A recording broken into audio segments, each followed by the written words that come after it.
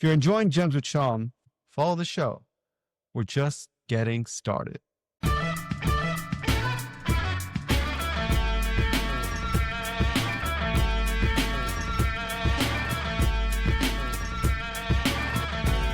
Welcome to Gems with Sean, a show about beat digging, records, and other things.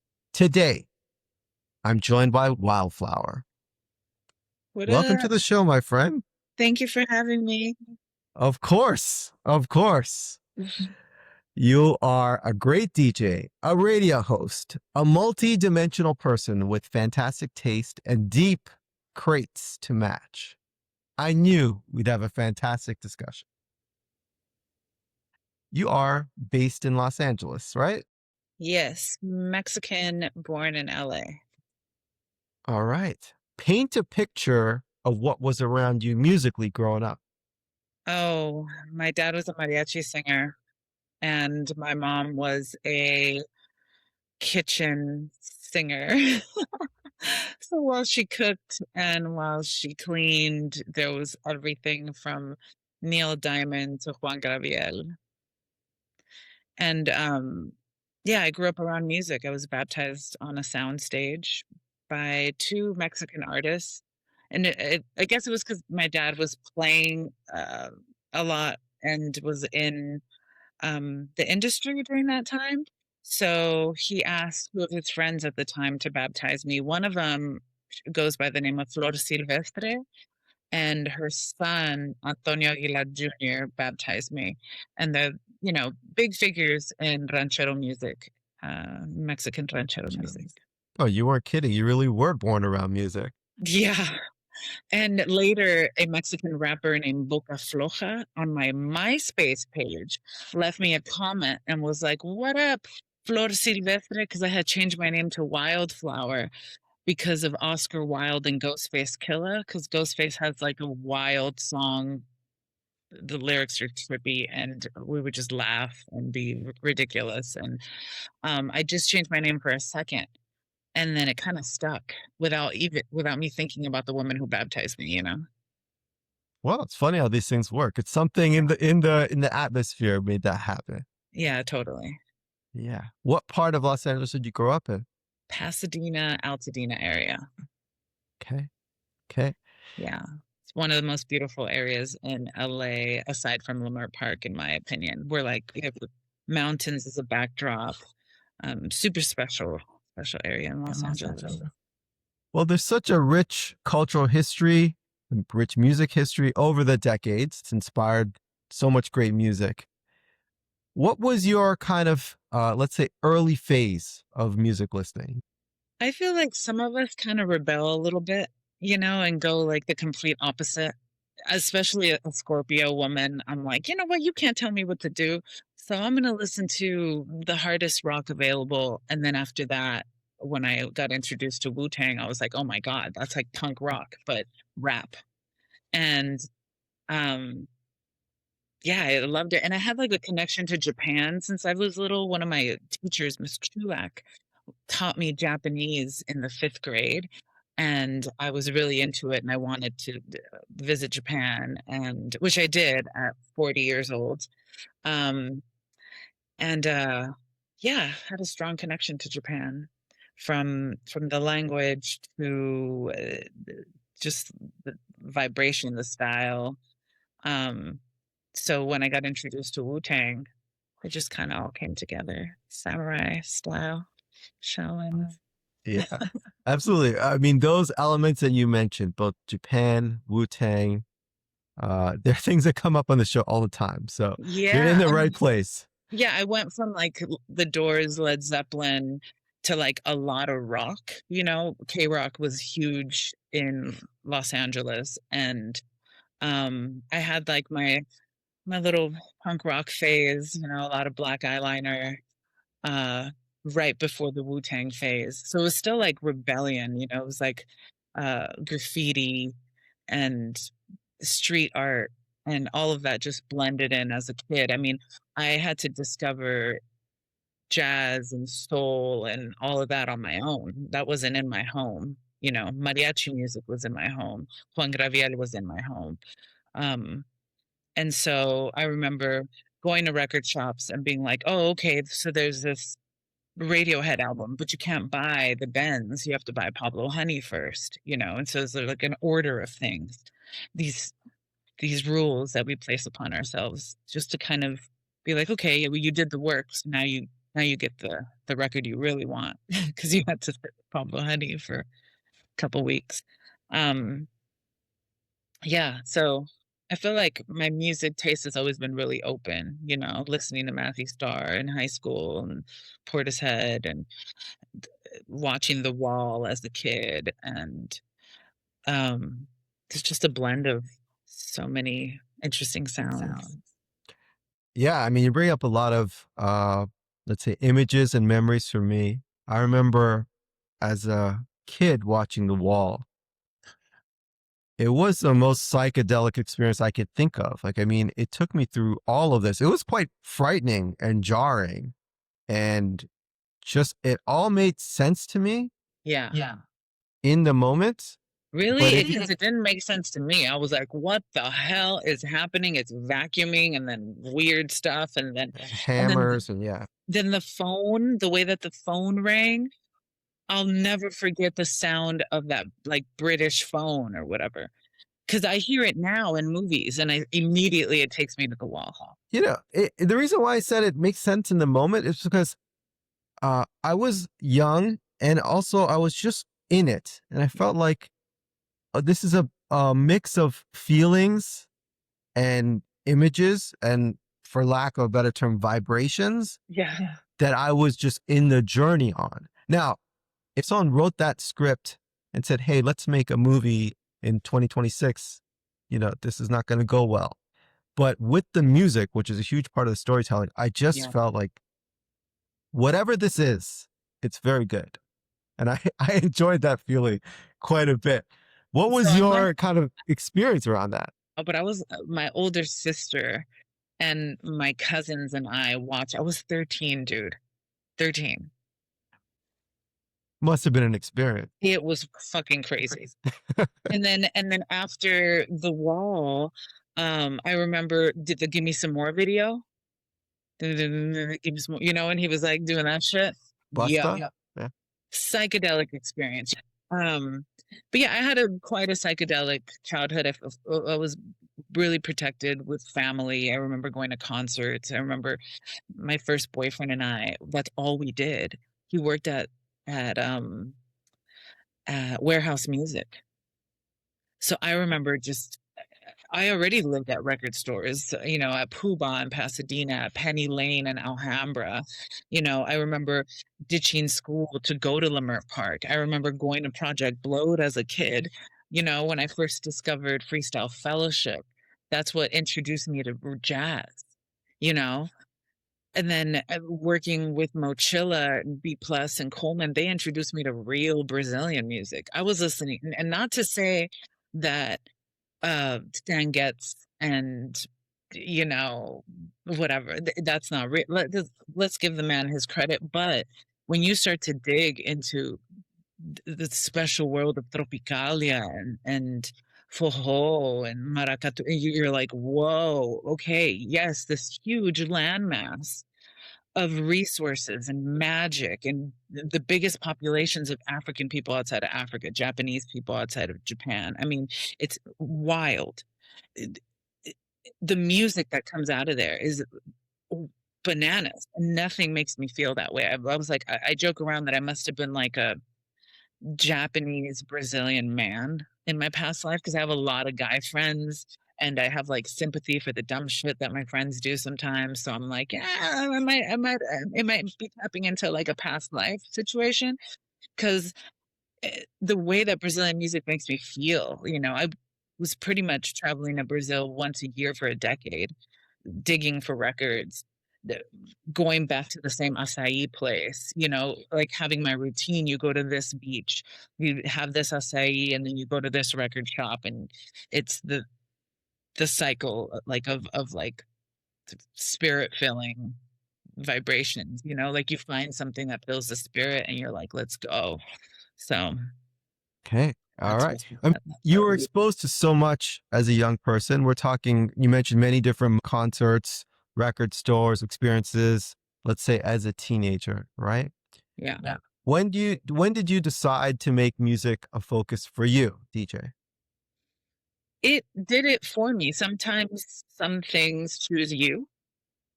I went into art. My dad wanted me to play all the instruments. I took guitar lessons and clarinet lessons, and I played the flute for a second. And um, I spent every penny on concerts and raves and albums and just like whatever type of musical experience I could experience, I would do that, you know. I mentioned my first boyfriend at the time. I think we saw the Strokes like a dozen times, not the Strokes, the White Stripes like a dozen times, you know, and like I remember seeing all of Wu-Tang together when Rock the Bells had them on stage together and ODB was on stage. Like I cried. I remember I couldn't go to a concert called Oracle because I wasn't 18 and all my friends were. I remember I couldn't go see Depeche Mode because I was 13 and my cousins brought me a shirt and I like would cry into the shirt because I wanted to go to the concert. You know, that was my focus. But I didn't want someone to tell me what to do. And at that point, I felt like my dad was telling me what to do. So what do? You go into graffiti, you go into visual arts. So for years, I was in photography. I did a Getty internship in photography. And then I worked at the Armory, which I was a student at when I was like 5. They have a program at the Armory Center for the Arts in Pasadena called CIE, Children Investigate the Environment. And I was a student. And then when I did the Getty internship, it's a post grad, you know, you do it in college. They placed me at the Armory, which was insane. And me and Sergio Hernandez helped them create their silk screening department. And then I started printing with Hit and Run, which is a big staple in Los Angeles and all around the world. They're a live screen printing company. And then from like kind of being in the scene, working with Art Don't Sleep, working with Hit and Run, working with Dublab, I got into working with Mochilla, which drum roll, they are photographers, which another drum roll, they are music photographers. And who is the one who I remember B Plus gave me this Elise Regina record live, and he was like, "Hey, I'm going to give you this record, but you have to play it. Like, play it." And the way he said it, I was like, "Wow, okay." So then I kept buying records, buying records, buying records. Because for the first part of my life, I bought CDs. I have thousands of CDs in boxes. I wasn't buying records. I wish I was. I would have had like triple the amount. But what I guess my record collection is small but very, very, very dense. You know, so instead of having like 20,000 records, I've got like 7 or you know whatever, and uh it's, it's just all really, really good stuff. Yeah, there's a lot of benefits to that. I think more people as time goes on would prefer that versus the, you know, let's just say lots of records that maybe you don't listen to as much. Yeah. A little bit more curated. Uh, there's pros and cons. I mean, having a lot of records, one thing, having space, having peace of mind is another. Yeah, and I grew up around a lot of family members who, because of growing up poor and such, there's this tendency to hoard. And I try to be really, really mindful about what I put in my body, what I have around my space, all of that. You know, records and books are the toughest things for me in terms of collecting, but I try to be minimal otherwise, or as much as I can for a spicy Latin woman. I hear you. I mean, it's a balance. I think collecting has a lot of great benefits. I mean, I'm a collector, you're a collector. Yeah. Having mental space is a great advantage in this life. Yeah, absolutely. Yeah, totally. Absolutely. So let's talk more about the art part of you, right? You seem to light up immediately when talking. Well, really quick, you asked me what got me to start DJing, and I went on a tangent, and I didn't really tell you what, like how. You didn't. but that's okay. Go ahead. So Carlos Nino had a night in Los Angeles called 363, 360 degrees around the globe. And he would invite, and it would be at different houses. It was like John Wyatt's house and different houses. And then he had it at Rodolfo's. And then there was a point where he was like, "Hey, Ro, are you still collecting records?" And I said, "Yes." And he said, "Do you want to take over my night here at the Virgil?" The Virgil is a venue in Los Angeles. And for many, many years, Dublab was on top of the Virgil, right? And at that point, I had done a bunch of guest sets on Dublab, but um, Carlos was like, "You can take over my night. You can keep the name the same, or you can rename it." And so what I did is I added 3 + 6 + 0, and lo and behold, Nueve, which is a 9 record potluck that I have curated um, since I think 2013, I believe. And when I started it, it was at the Merge, it was live. People would come in and sign up, and I would invite them to bring 9 records of their choice. And I would encourage, like, let's say your partner who has records, who they play records, but maybe they're a bit shy. So what do? Like, we help them play in front of people and help them share. And I've seen people light up. I've seen people get so excited, you know, and I learn a lot from other people doing that.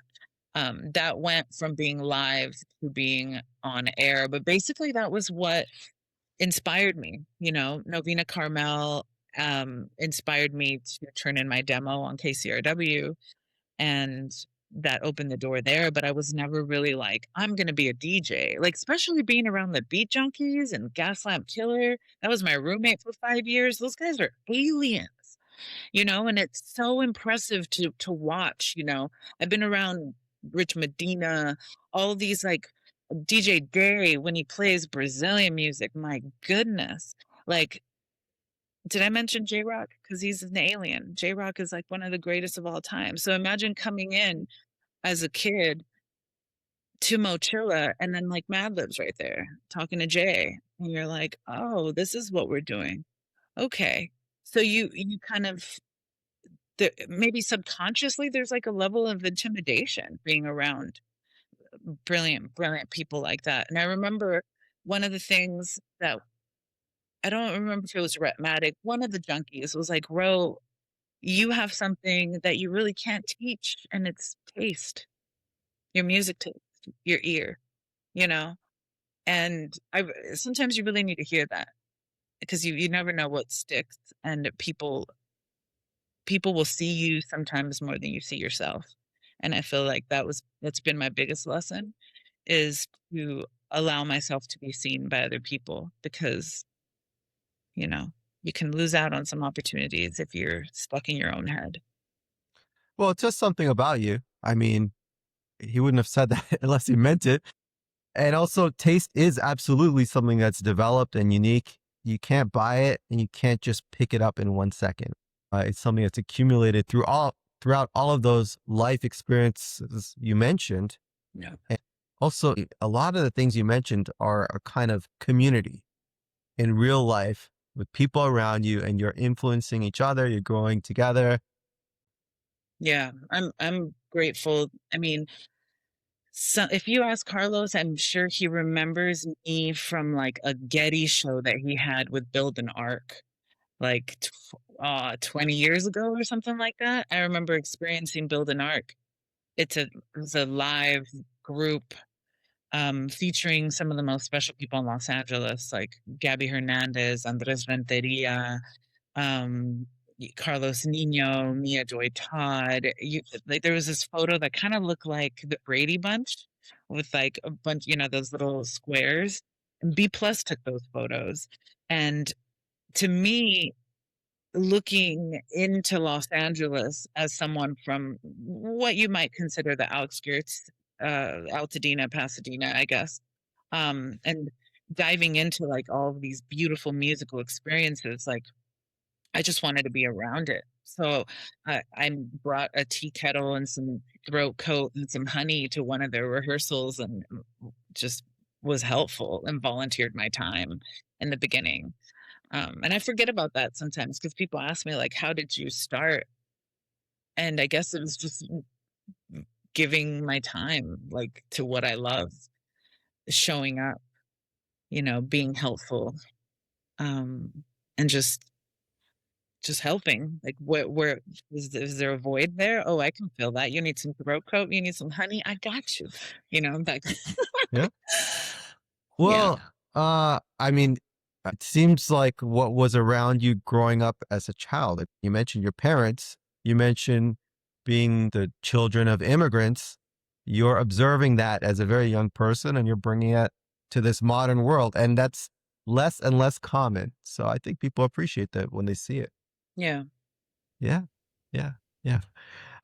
About the world of art, tell me about your, let's say, world of art in your mind. Art. Um, I feel like the anchor for me, or like one of the brightest roads into art, it was graffiti. And a lot of people who saw myself being around as I grew have been graffiti artists. I mean, right behind me, we're sitting next to Coffee, Augustine Coffee, Keep Drafting. Um, it just gave me direction, when I felt like music was my only choice. I didn't have too many, like, it's like you have to do something creative because that's what's moving your spirit. And so being around graffiti, seeing films like, um, uh, geez, why am I blanking out right now? Is it because I'm live? Wild style? No, even better. Um, mm, Style Wars. Oh, there you go. Star Wars. Dope. Fucking Style I should Wars. I should have remembered that. Yeah, man, come on. Where was my lifeline when I needed it? But yeah, films like Style Wars really changed my life, made me want to go to New York. I mean, all I wanted to do was go to Five Points when I when I first visited New York. I was like, I don't need to go to none of the touristy spots. Take me to Five Points. I want to go, hang around the artists and see magic come to life. One of the first shows I ever did when I came in the scene as a producer was a show called Hidden Track, dedicated to those hidden tracks on the CDs. I remember like Jill Scott had like a track that was hidden in her album, and there's like the skits that really like stood out in the De La Soul records and whatnot. And so that show was like bridging hip hop and graffiti. Um, I had artwork from Patrick Martinez, B plus, Coleman. I mean, Ross G performed, rest in peace, Sam I Am. It was cool. And it was like my first introduction to production in the scene. And from there, I went on to produce a lot of other shows, some art but majority music. Amazing. Amazing. You mentioned a few times your interest in world travel. Yes. What sparked that interest and when did you really start traveling on your own as an adult? Well, I don't know if it's a Scorpio or like thing or why we think about death. Like as a kid, I knew what music I was going to play at my funeral. I was like, I really want that one Jim Morrison song from this record from American Prayer. It's crazy. I say that because I always used to say that I want to see as much of the world as I can before they put me in it.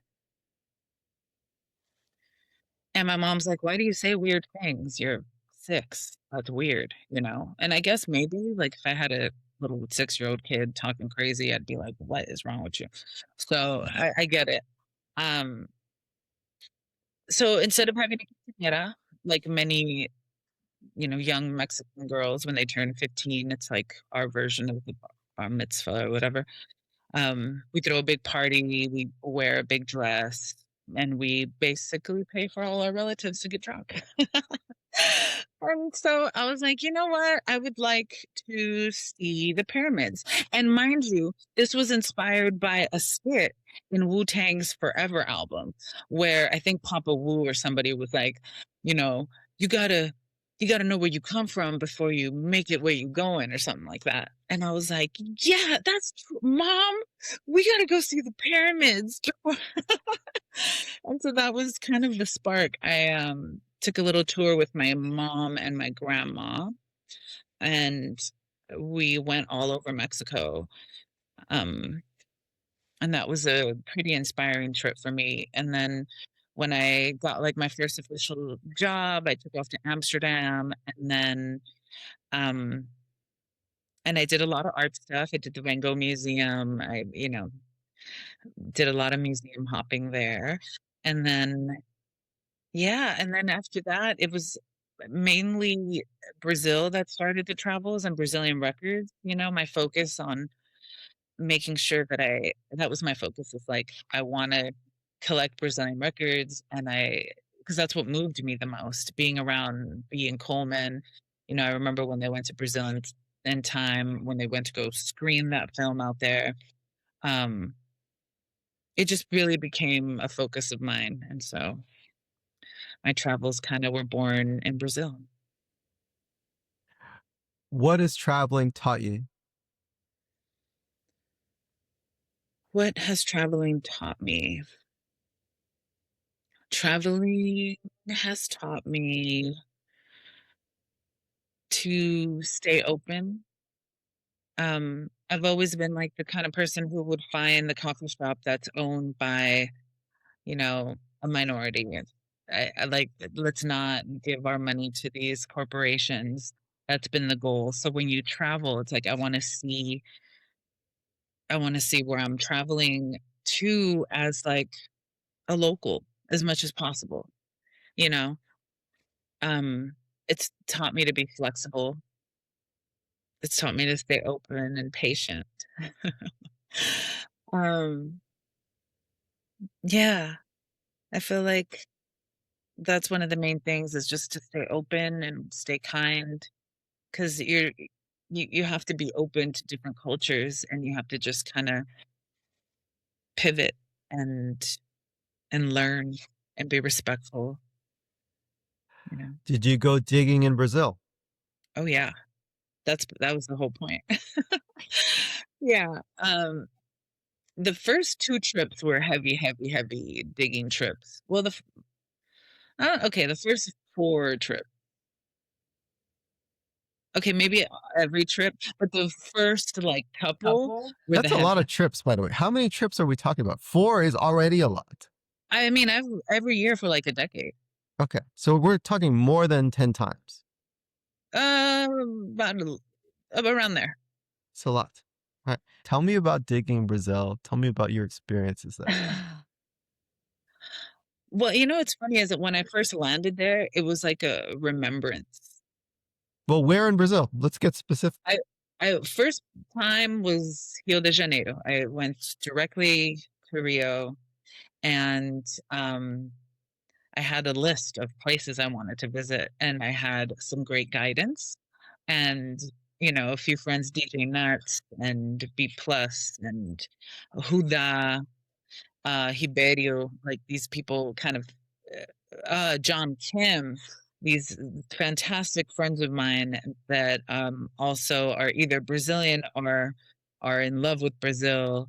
Mario C, Samantha Caldato, Marcelo, just so many friends that have kind of made it feel like a second home, in a way, where you go and you land, and I know what acai place I like to go to, what beach, the vibe is very like, you know, it becomes just like a ritual, But like I mentioned, the first two trips, um, one of them was in Rio, and then when I came back, I did a double trip, and I went to Sao Paulo because I wanted to go to this house that it's quite popular out there that has like several rooms that are dedicated to each genre, and then they have a crazy back room that you probably need a hazmat suit to go digging in. But So we're um, talking about a record store. this is a record store that's like a house in Sao Paulo. And from there, I went to Bahia for Dia de Yamaya, and I was there for Carnival that year. And so, every year had a different focus. As you know, when you're collecting records, your focus changes, right? You're like, okay, I need to collect all the Gal Costa records.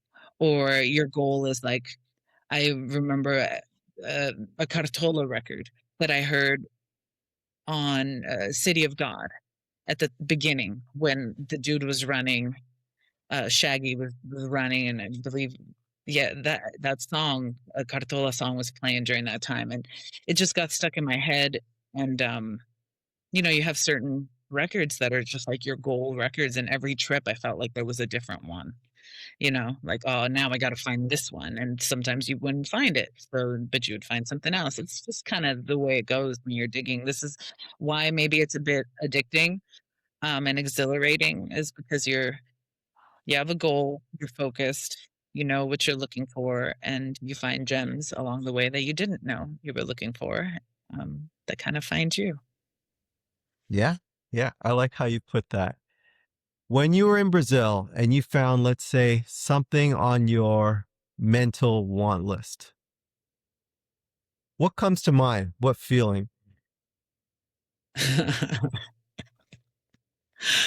Oh God. Okay, so this trip, there was like a record fair, and I had met this Japanese, uh Mosakaralio, I believe his name. That's what I only met him that one trip. And I was looking for one record specifically, and I also had a budget, okay, because I'm balling on a budget over here. So I was like, okay, this is what you can spend for the day, because you have like 4 more digging days, right? And so we got to this fair. Obviously, at that point, DJ Nuts had already gone before they opened and flew back to Sao Paulo because he's a G. And I got there, and I was already talking to people about this Dom Salvador record that I really wanted. And they're like, you're not going to find it. It's pretty hard to find, blah, blah, blah. So I was like, okay, all good. So the minute we get to this fair, um, Moça Caralho was like running over, and he was like, he didn't speak English or Portuguese, but was like, I found it, like pointing at it. How did you do that? And of course, it was beyond my budget. So I feel like the hardest, that was the most memorable, because I was like, puta que pariu. All right, well, we're going to do it. And we're just going to eat street food for the rest of the day. It's all good. And, it worked out, you know. How did that feel? It felt amazing. I mean, I still go back to that feeling. I was jumping around like a child, Anything that makes you feel like that is a special practice. Yeah. I wanted to live in that moment a little bit with you vicariously. So Well, yeah. because it's like, oh, right, you're gonna really spend everything you got right now on this record? Like, yes, you are. Yes, and it's gonna feel great. You had to. It was the right thing. And Yeah, you were there. It's yeah, not like people can every day go to Brazil. I know you've been many times. yeah. You're in this special place. You're in a record fair, which is also the kind of Wild West. And Anytime Verocai was talking at that record fair. And that, I mean, over the years, he's become a homie. So I was like, I got to buy this record, big dog. Have a good time. I got to try to finagle so we can go eat later. So, I mean, let's touch on that. So, Arthur Verocai is very familiar to you. For our audience, Yes. it's come up on our show many times. Yes. Legendary Brazilian artist, one of the greatest of all time, rediscovered in the kind of early 2010s, Yeah. repopularized, began performing again. We're talking Grail Records. Yeah.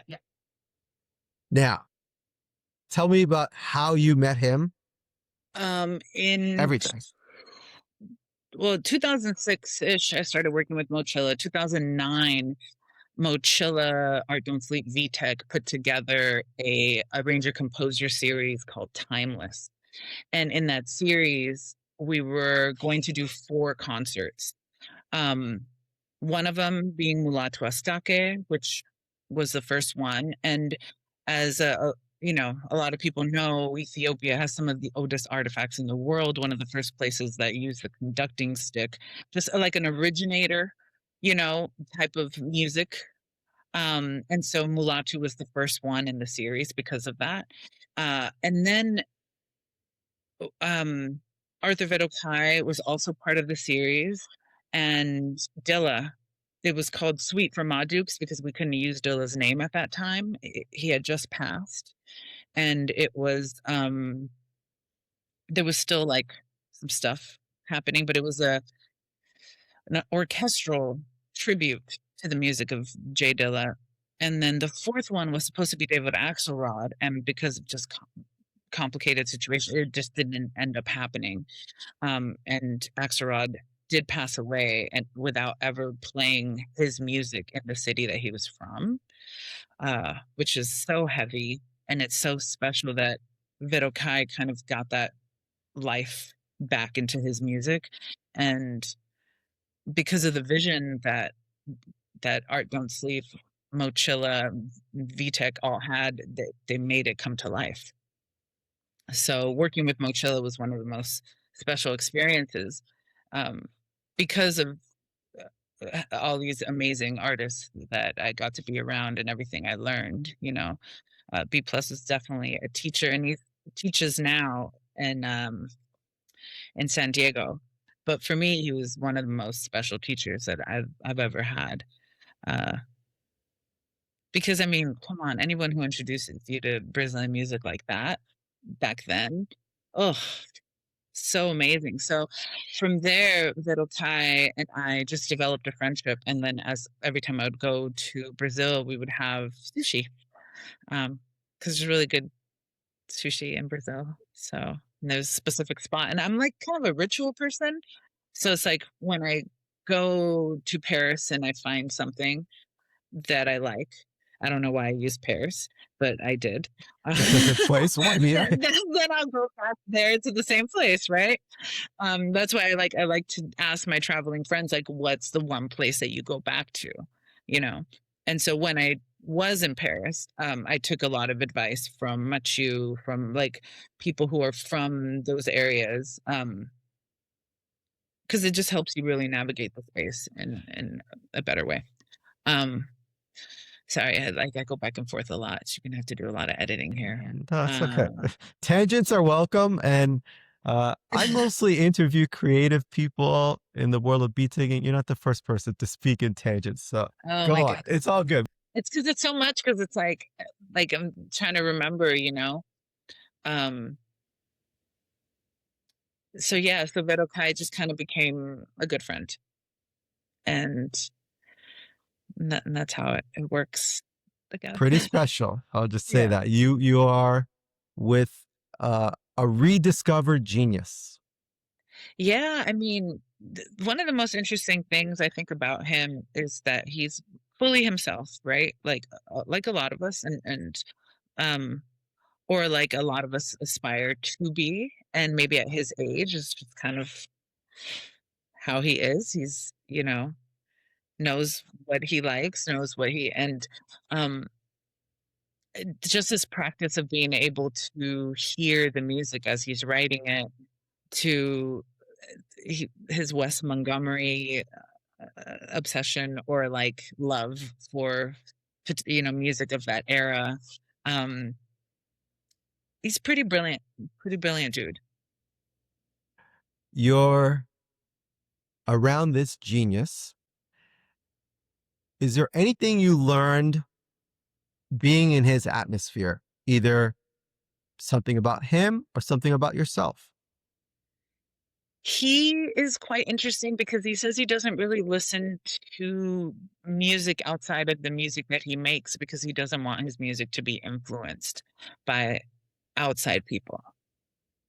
And I mentioned Wes Montgomery because when we were in his car, he drives that man's a stunt driver. You gotta put your seatbelt on when you're driving in Brazil. But yeah, it's like I always find it pretty cool to see what people are listening to in their car, you know? And that Wes Montgomery album stood out to me. It's fascinating. It's not what I Yeah. would have thought. So Yeah. in the past few years, I discovered a version of Verocai's Nabaca del Sol by Celia. Oh yeah.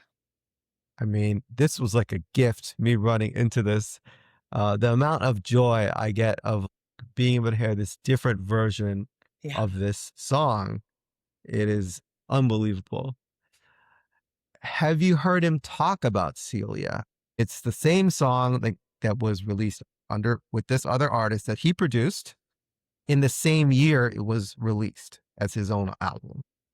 You know, it's funny. It's that we did talk about her. I don't recall exactly what like it's funny because when you hang out with certain people, you don't really I'm not a prober. I'm really bad at it. And so when we're hanging, we're like, smoking and like eating food. He's taking me to some of his friends' houses, really beautiful architectural homes in Brazil. Um, you know, we talk about family and stuff. Eh, like not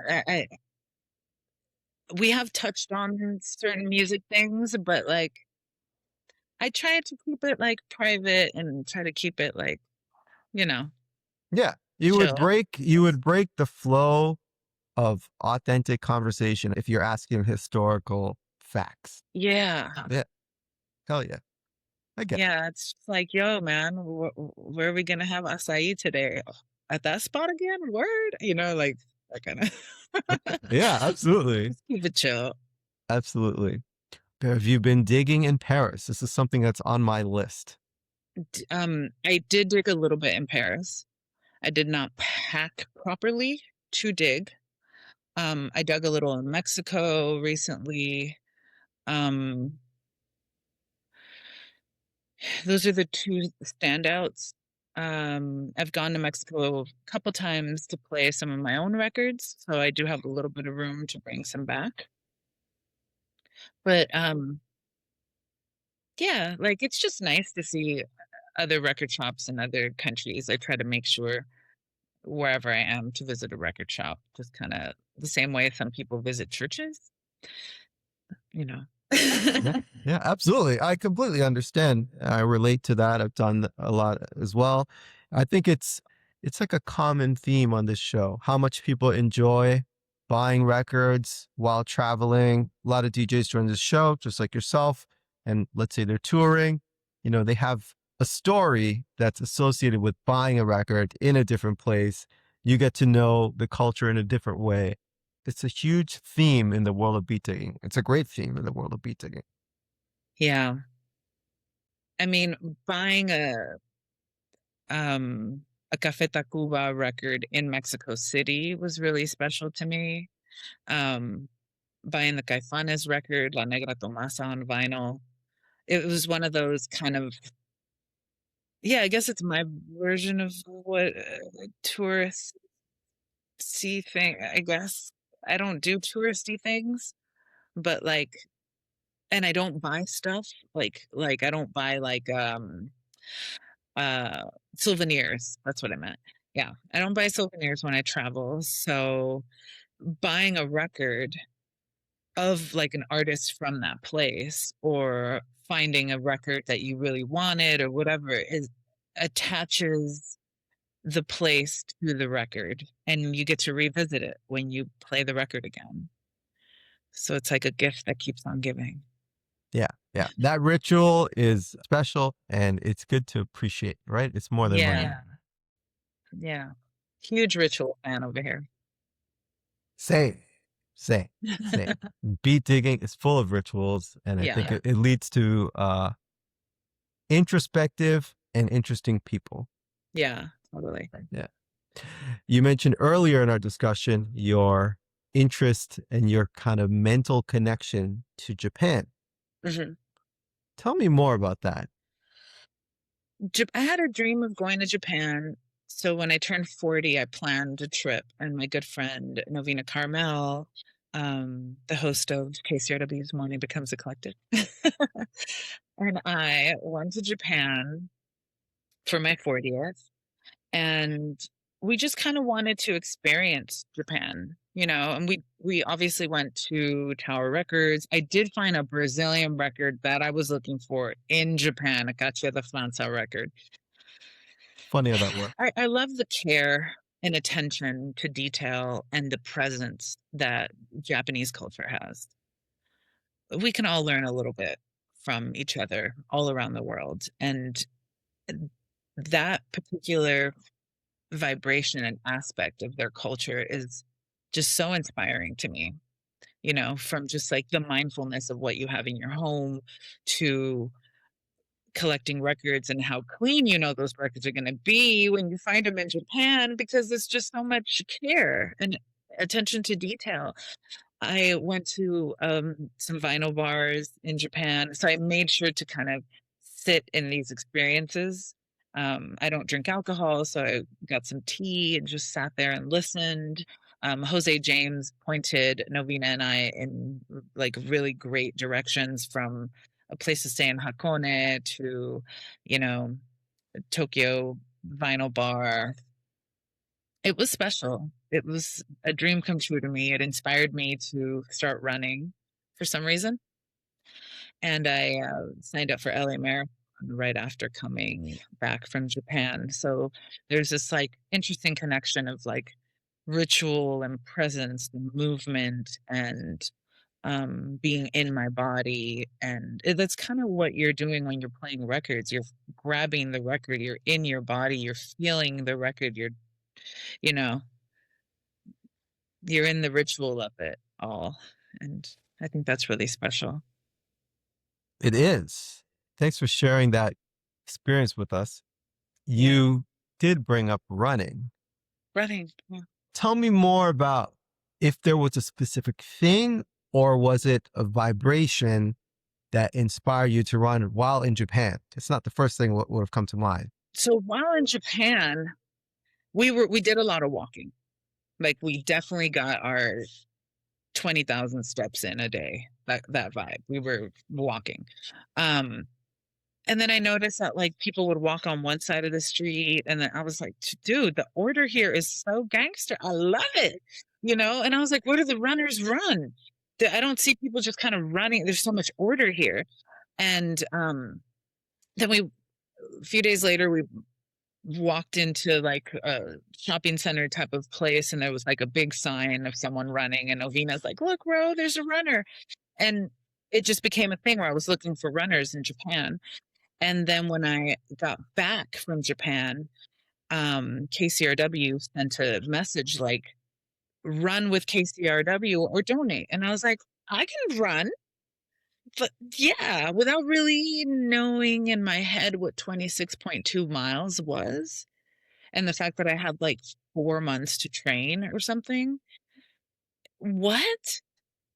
That's not very And long. so anyway, I did it. It was very, very, very hard. And I just continued to do it because I can do hard things. I want to commend you on that. I don't think it's easy. It's not easy to do that at all, to become a runner. I mean, it seems like you went from not being a runner to Yeah. running a marathon Listen, kind of quickly. all of us as kids ran. We all sprinted, and I did like some sprinting as a kid, and I won like I think third place or something out of like a good amount of runners, couple like 200 runners or something. And um that was in grade school. And then I don't think they gave us anything.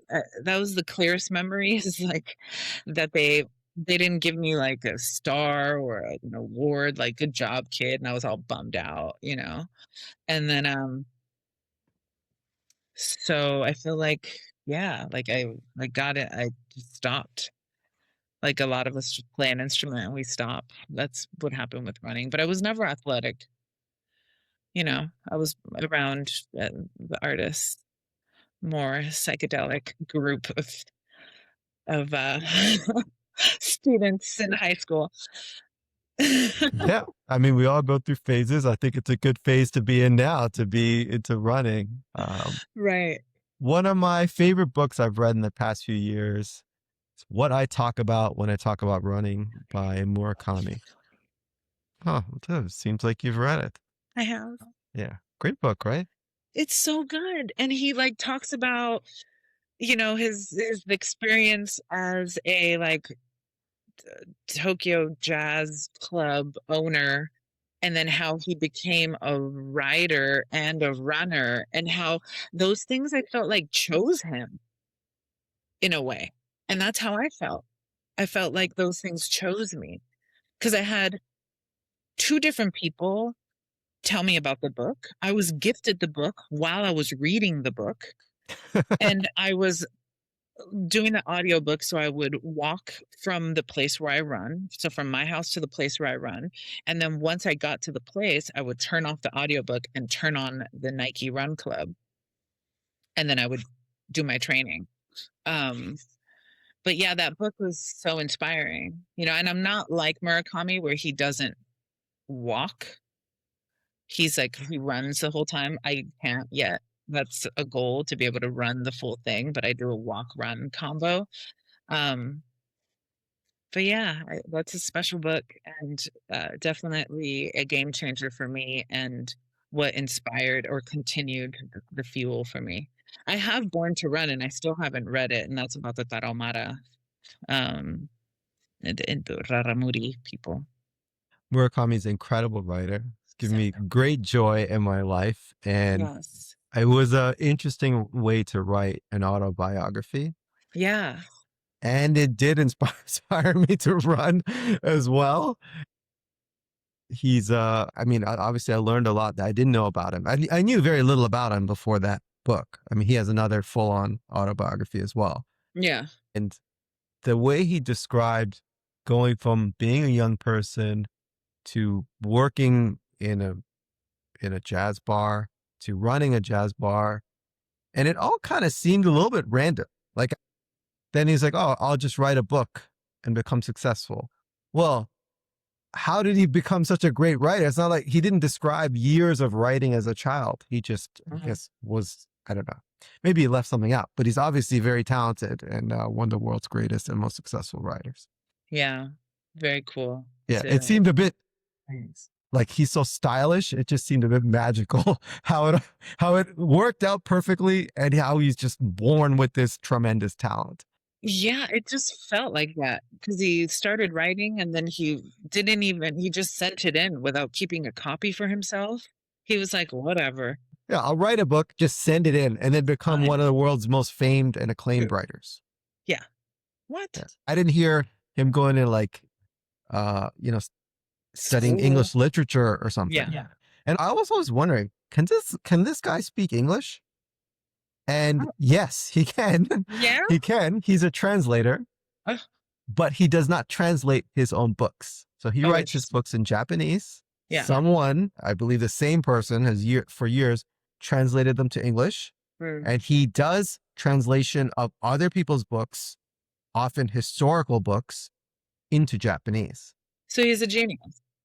He's a genius. Got it. And the other way around. But he doesn't translate his own books, which is interesting because I mean, when you're reading a book that's written so well and it's written in another language, someone is deciding how to phrase it in English. Yeah. Someone pretty good. So Yeah. whoever is doing that deserves that credit too. Yeah. Yeah. We didn't speak as much about radio. Tell me about your transition to radio and maybe tell everyone about what you do in the world of radio. The world of radio. So I have two radio shows and they both came to me around the same time. So I'm going to start with Dublab. I've been working with Dublab for maybe 17 years. And for our audience, tell them what it is. Dublab is an online radio show based in Los Angeles, founded by Frosty, Mark McNeil.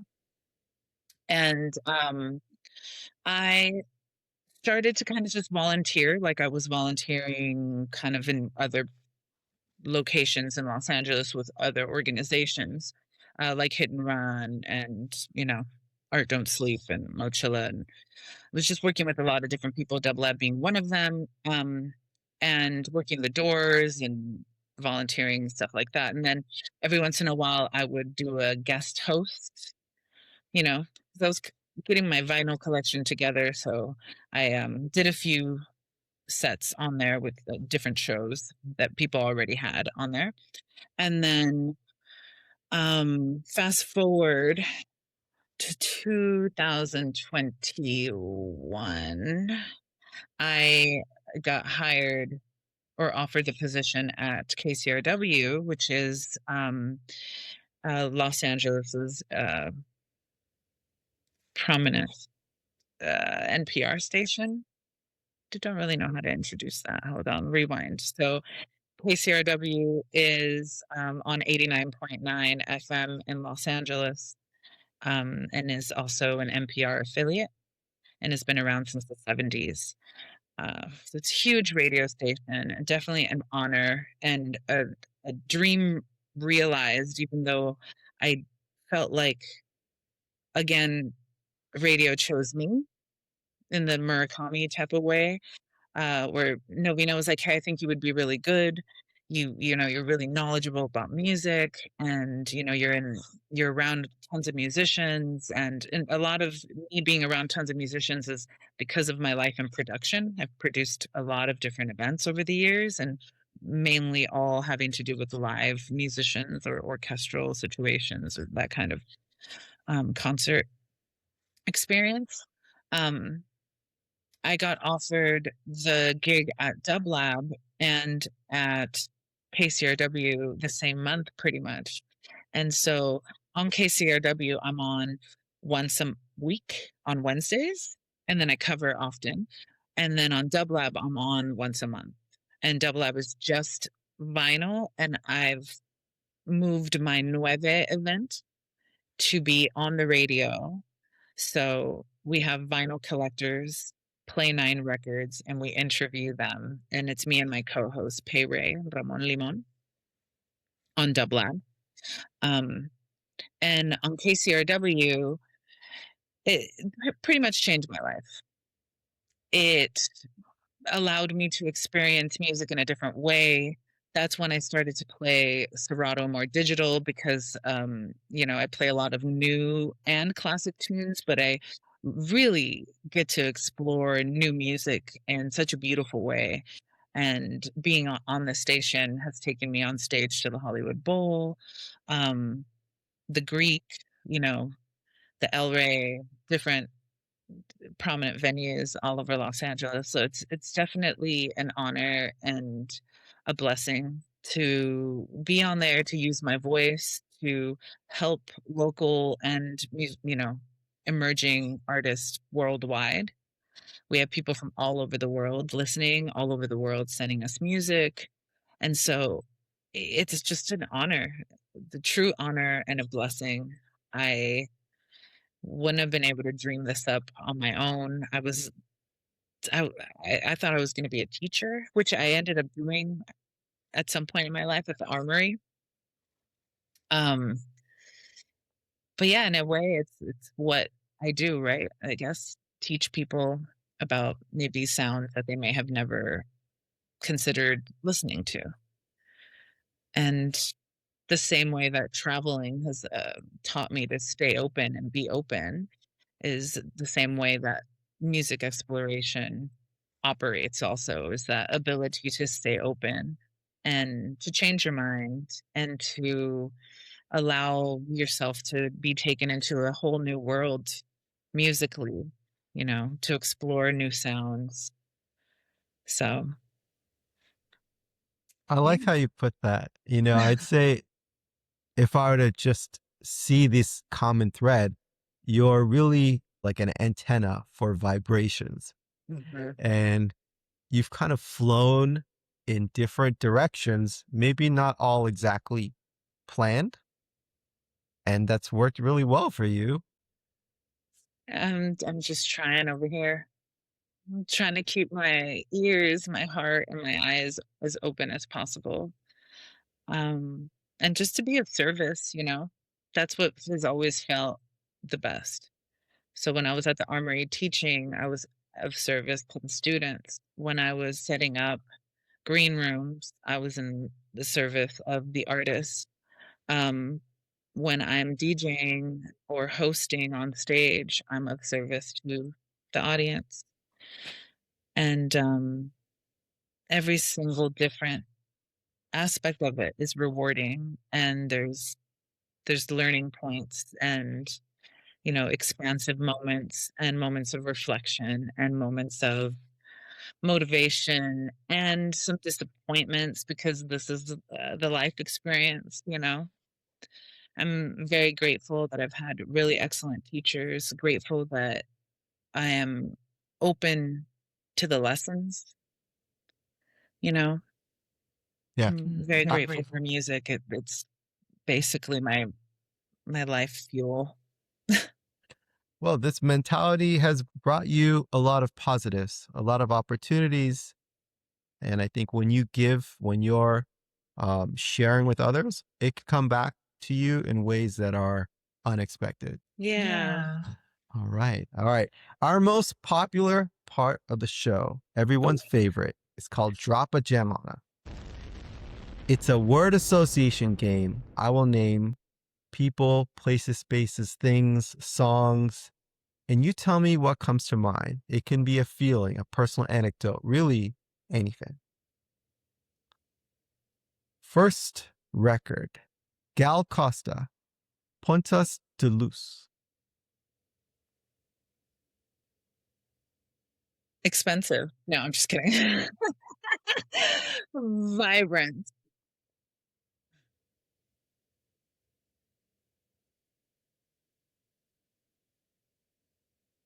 Your life. Um, I don't remember when I first discovered it. I do remember the record cover. I remember Mia Joy Todd doing a version of that record cover for LA Record that was really brilliant. Um, and I just remember it became one of those records that I had to find. So Yeah, it's certainly rare. It certainly is expensive. And way for before K Tronada also, by the way. Kate But it Renata has did a become great like, song. oh, you're playing the K Tronada. Oh, he really, really did nothing to that song, did he? This is not me. This is what other people say when I play it, and it happens so often. It's become like I'm like, here we go. Let 5, 4, 3, 2, 1, K Tronada. Such is the flow of sampling. I know. That's that's life. I think Kate Renata did a great job. Me too. Me Yeah, too. That's why I was like, let me just make sure I'm clear. it is for anyone who doesn't know the song. I would just say this song is absolute fire. Like Yeah. it is like brings energy to any room, to any dance floor. It is just high energy. It is fantastic Brazilian music. Yes. Next artist and song, Alice Coltrane, Stopover Bombay. Alice Coltrane. Early on, some of the first records I collected were jazz records. Um, so if you came to Nueve early on, it was a lot of jazz. Um, um, it kind of became like the Sage record that I would play. I would always make sure to have an Alice Coltrane song with me to start the set off, like a digital Sage album. You know, if the vibes were off in the club, yeah, started off with Alice Coltrane to clear the space. And it just made me feel safe. There's a few records that make me feel safe. Idris Muhammad's Sudan off of House of the Rising Sun is maybe one of my like safest records. That and Slum Village is fantastic. Volume 1. Great choices, great Mhm. taste.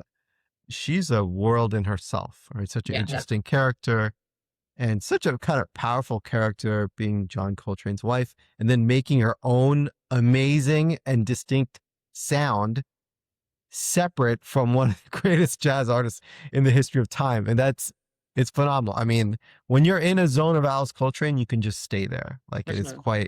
it's quite distinct. Yeah. George Ben, Mascanada. I'm going to see your Georgie Bain Mascanada, and I'm going to top it with Tata Boa de Esmeralda, the whole record. Holy Grail, perfect record. Georgie Bain is like record for record for record for record, so it's really hard to discuss just one, Whoa, what a beast. What a beast. That's all I have to say. I mean, like one of the greatest of all time. Definitely top five for me. Okay. Yeah, I love how you describe it. Uh, Visiting Brazil, I visited a few times myself. That was one of the great digging memories being around Sao Paulo. When I first got there, firstly, I thought it was a beautiful city. I was very excited. And when you're in a place like Sao Paulo, you just have to know where you are. There's many places where you can be totally comfortable. You don't want to walk in the wrong neighborhood as a tourist, right? I think that's fair for any place. Respect where you're at. So I was just kind of feeling my way around and I found this. It was almost like a mall, like an outdoor mall, but it had multiple record stores. And I remember finding George Ben and just feeling good. And it just created this great feeling. I mean, obviously, I still have the record and it reminds me of that fantastic trip. Since then, I've been to Brazil, yeah, one or two more times. And it's a beautiful place to be. One of the greatest places in the world. So true. So true. Let's talk about Sun Ra. What does that bring up for you? Also takes me back to the early jazz moments. Um, Doing all the digital stuff for Pooh Records in Pasadena, who at the time, the late great Ross G was at the helm there, working at Pooh and dear friend of mine. Um, he was a big Sarah guy. So was Carlos Nino. And listening to Carlos Nino's radio show, Spaceways Radio, who J Rock later took over the slot for that many years later. I believe Carlos had that show for like 20 years. And one of the cool things about Carlos Nino is that he didn't have a phone at the time. And I remember when I first met him, I was like, yo, Carlos, you played this song. This is what it sounded like. We'll do it. He was like, oh, yeah, yeah. Yeah, give me your email. By the time I got home from the club that day, that song was in my inbox. And it's like Sun Ra gems take me to those moments, take me to being in the room with Ross G, and takes me to listening to Spaceways Radio. So it's kind of like a time machine, a very special one, you know almost gospel in a way. Yeah, has that spiritual jazz element, that cosmic element. Yeah. Uh, Incredible music, so many great songs. As a collector, it's not that easy to just like stumble onto these records. They're very rare, they're very expensive, and there's a lot of like 45 and scattered releases. So for anyone new to the world of beat digging, I mean, look into it. It's a super interesting world, great imagery. Not something where it's easy as a collector to like get them all. It's Yeah. expensive and rare. Yeah, for sure.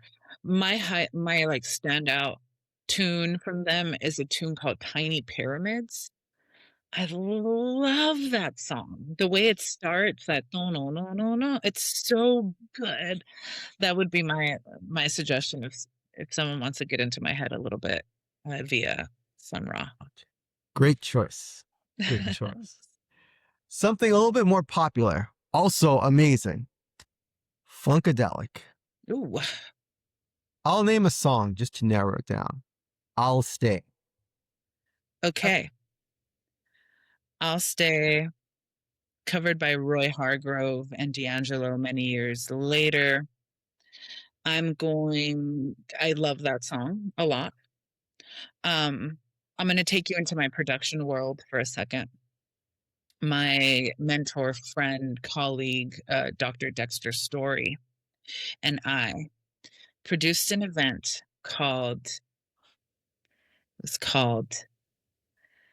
Mothership Landing, Afrofuturism, and the Psychedelic World of 1977. I close my eyes because this is the hardest title that I've ever selected for a show. I'm like, wait a minute. Let's make sure. So basically, we were exploring records that dropped in 77, two of them being Parliament Funkadelic records. So Funkadelic and the Placebo Syndrome, and the World Tour record dropped in 77. Also, Bootsy Collins dropped Hey It's Bootsy Baby, and um, All in All by Earth, Wind, and Fire was also dropped that year. So the repertoire for that concert was sick. You already know.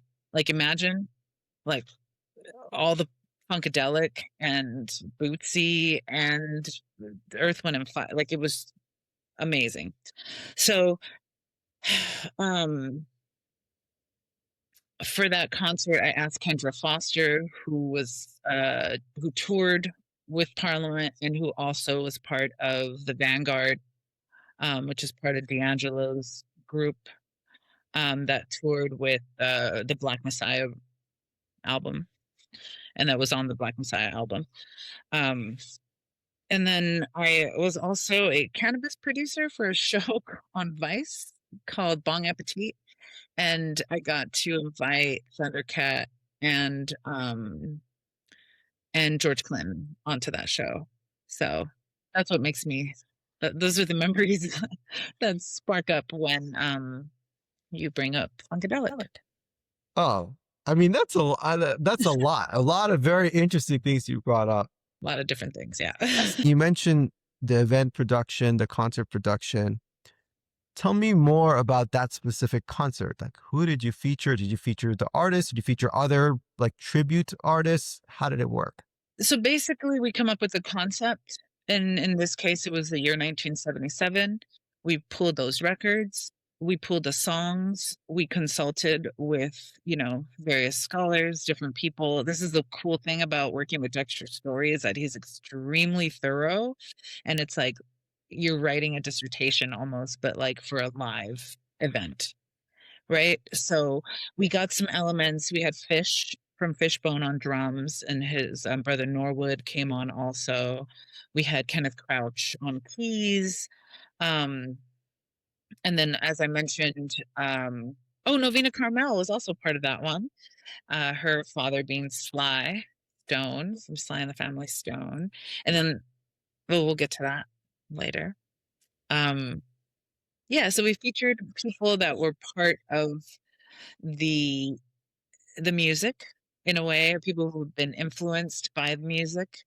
So there are like these elements of bringing together an idea and a concert with a different lens, and it was brilliant. I mean, you can't really go wrong with the repertoire like that and the musicians we chose. It's Yeah, I mean, you really can. It's a hell of a selection there. I mean, also just good curation of. Yeah. I mean, we got nerdy too, because it's like Afrofuturistic, where like you had to have some Octavia Butler in there. So there was a lot of thought and heart that went into it. I'll ask about another song, or at least people you've mentioned so far. D'Angelo, Spanish Joint. D'Angelo, Spanish Joint. I have that on vinyl. Two different versions. It's a beautiful song. I was blessed to be around the D'Angelo camp for a couple of years during Black Messiah. Um, and so that record specifically has a very close place, very special place in my heart. Um, a Spanish Joint is just a super sexy song. I mean, so many. It's such a special song. I if I had to pick one right now, like you can pick a D'Angelo song, mm, the line, I don't know. There's so many, but like the way that starts with I'm not going to do it because I'm not a singer, but at the beginning of the line after the interview, go listen to it and just sit with it with your eyes closed. It's so nice. Yeah. Yeah. Yeah. Incredible record. A lot has been said about that album. I just thought it'd be good to hear your experience with it. Sly and the Family Stone, If You Want Me to Stay. You know, it's funny when you said his name, that's what I heard in my head. It's a great song. One of my favorite songs of all time. Definitely in my top 5. When I had the opportunity to conceptualize another tribute at ground performances. So a lot of these tributes happen at ground performances in the heart of downtown LA. In the course of like 7 years or so. So it'd be like one year, another one, then maybe I'd skip a year, then another one or something like that. One of those tributes was for Sly. We called it Higher, and we asked Dexter Story and I asked Melina Carmel to come on and produce it with us. And that was really, really fun because we got to, I mean, the repertoire is so fun and it's just inclusive and magical. And to, hear those songs live with musicians that like were inspired by and musicians that are deeply connected to Sly, like his daughter, was really, really special. I mean, one of those unforgettable life moments for me, for sure. Okay. Roy Ayers, Ain't Got Time, off the He's Coming album. Okay. I first heard that song off of, so when I was working at Mochilla put out the coolest mixed CDs, and they would ask different musicians. They asked Ross G, they asked Koopma, B Plus made one, J Rock made one. They were all different colors. And there were photos that either B or Coleman took, and there it said Fecho and Plaza made at home in the back, and they were rad. They asked Shafiq Hussein to make one from Saw Raw Creative Partners. So this is where my memory is a little kind of blurry. So it was either on Shafiq's pink mix or on Coleman's purple mix, but I feel like Coleman's was more like up, it was more, and Shafiq's had that song, Ain't Got Time to Be Tired, because the tired move too slow. Those are the lyrics. I ain't got time to be tired because the tired move too slow. They move too slow. I'm like, what the fuck is this? Obsessed. Sometimes there's these songs that you hear and you're like, yo, what? Like Platinum Pied Pipers did a song of 50 Ways to Leave Your Lover. And I have first heard that version. Then when I heard the Paul Simon version, oh my goodness. Obsessed. And then I found it on vinyl. My poor roommates. Gas Arm Killer, Alter, and I think Peabody were my roommates at the time. They were like, yo, bro, stop. Stop playing this freaking song over and over and over and over and like when I mean over and over and over again, it's like every morning I'm like 50 Ways to Leave Your Lover, like, what's up? That's how I felt about that Roy Ayers song. And I'll play it, and every time I play it, I feel the same way. It's such a good song. It's fantastic. Yeah, it's incredible. I mean, I don't even know where you found, like, how do you know that? How did you bring, that's like a deep row cut. I'm into this shit. There's one thing I can do. Oh my God. I can talk about music. No, it's good. That's a good one. Yeah. I mean, it brings up for me, I've always known about Roy Ayers, I guess, from a very young age, right? Yeah. I had my OGs around me teaching me, I don't know, 10, 12 years old, right? And a big Pete Rock and CL Smooth fan. And yeah, let's just say through that. I don't like to blow up samples. I try not to get too Well, specific. it's like I feel like I mean Badu, there's a bunch of people. Roy Ayers' music project Ramp was a catalyst, a big influence for a lot of people, let's just say. And I feel like, there's a whole website about sampling, so Well, it's it's a cool. funny thing. I mean, it's a It's funny thing. cool. Like, we're not us talking about it's like, yo, you could, it's a wrap. It's a wrap now. You Like, are probably right. I mean, I'll say, but I mean, it is respectful. So, yeah. and I Imagine if I get had it. Pete Rock on this show and he'd be like, hey, Yeah, but I'm not P Rock. And also like I do get it and I do respect it 100%. But if people really want to figure it out, they can. It's not that big there's of a a deal. website. Yeah. But it Everyone is knows. super special when I have a Nueve guest and we Shazam it just to make it easy for us to do the playlist of what we're playing on Nueve. And it's so cool when something doesn't pop up. Yeah. It's like finally, so it's nice. So I do get it, and Yeah. we're not going to sample snitch and none of that. But I never interrupt guests. Do it all the time. People who have like produced songs with samples have said it on this show. Like, I sampled XYZ, right? And let's just say this show talks a lot about samples. Yeah. But I try to be careful where I can. I let the guests say whatever they want. And I'll just say that I know that around that time of, first two Pete Rock and CL Smooth albums, shit was just not cleared. I mean, there's stuff that happens now. Things that happen in 2026, I know are not cleared. Like, I can tell you from the most famous artists out there, they're still not cleared. So it's like, it's a funny thing. And I just don't want to be the reason someone loses money. Let's just put it like that. No, I hear you. And Yeah. it's been like a dramatic or not dramatic, but a sampling is sensitive and it affected people's lives in a heavy, heavy way for a long time, whether you're the artist that was sampled or the artist that was sampling. So I can never speak from that experience because I'm not a producer. I come from more of a disc jockey, not a turntablist. Also, that's chopping stuff up. I'm playing records top to bottom. Like, let's go. Let's wait. You want to sing to all of it? Don't worry, I got you. But yeah. So it's a sensitive topic, regardless if you can Shazam or Google or go on whosampled.com, whatever. But it is a really beautiful way to give life to music that maybe wouldn't be heard if it wasn't for that nerdy producer that heard something in a song and wanted to revive it. Even to Kendrick sampling Luther. Like, I'm a huge Luther fan.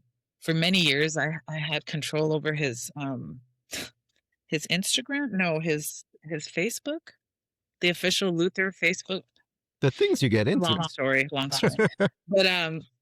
But yeah, like to bring his name back up for people who may not know. I run to Luther. Like, I've been running to Luther before GNX dropped.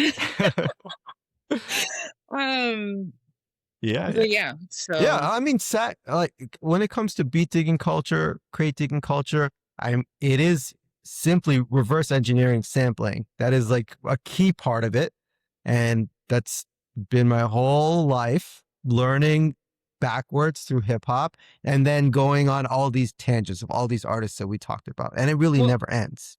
I mean, that's what allowed me to discover jazz was Freestyle Fellowship.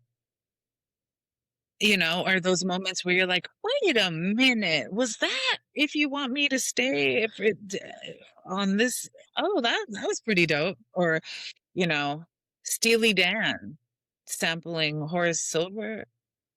I believe it was a song for my father. Did I get that right? Song? Interpolation, yeah. Interpolation. Yeah.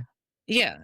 Um, I mean, we're all connected and we're all influenced by one another. You know, some people mindfully won't listen to things because they don't want their productions to be influenced by that, which I think is a beautiful situation. But it's also like for someone who all I do is active listening,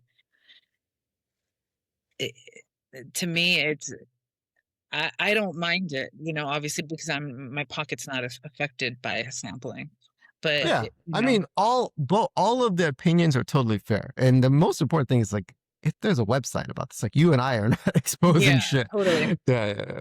I mean, for a long time, I wouldn't even like sample. I mean, covers. I was like a super purist as a kid, you know, where I'm like, what? Why would they redo that song? That song was perfect. And now I'm like, wow, that's a beautiful reinterpretation of this song. Like Flea doing Thinking About You by Frank Ocean. I just sat there and listened to it on repeat and was like, wow, to be moved by something like that and to use your voice to tell that story. That's what storytelling is all about. You know, we wouldn't be able to fully communicate if we didn't use these practices, and we just use these practices in different ways now. You mentioned the kind of intentional way that you listen. So when you're not DJing, paint a picture of your ideal listening session. Um, it's different. It's ideal listening experience is like if I'm listening, oh, can you hear my dog? I'm sorry. Um, if I'm listening at home and I have a new batch of records, it's a different listening experience. If I'm in the car, it could be a little more raunchy and risky. If um, you know, that's where I do most of my rapping is in the car. Well, was that bomb atomically? No, I'm just kidding. But I do get some raps in. It's all like situational, basically. And I'm always kind of like I always have that in my head, even if I'm not DJing. I play music like I am in a way. Like, oh wow, this would be nice right after whatever, you know. Yeah, that makes sense to me. Yeah, Yeah, I wanted to live in that a bit because like you said, you're into ritual. Listen to records is one of the greatest rituals. yeah, for sure. You've had a really great and let's say non-linear life of attracting these very cool experiences, cool things that you did for a living, cool places you've been. For this next phase of your life, what are you looking to attract and what would be success to you?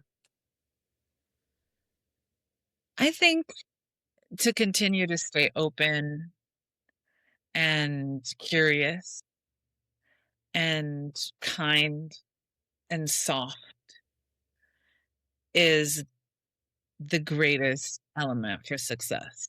To like fully live in my body and be healthy and be connected and have moments of connection in real life. You know, I feel like that's that's how I would feel the most successful, regardless of what I'm doing, whether I'm playing music or producing or it doesn't matter. It's all fueled by the same, you know, good intentions, like making sure you care for people, being of service, you know, whether you're playing music, designing a festival, you know, designing a tour, you're doing it with intention, you're doing it with love, and that's how you move.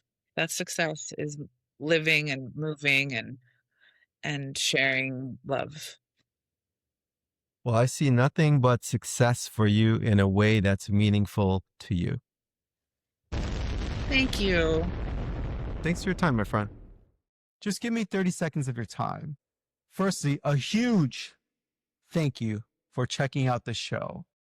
This started off as an idea in my mind. To see the growth and the support from the beat digging community from around the world has been fantastic.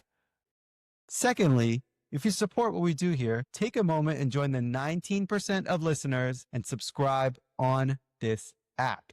It makes a huge difference. And my promise to you is to grow this show to make it even more of what you love, more guests, more interesting conversation, more beat digging knowledge.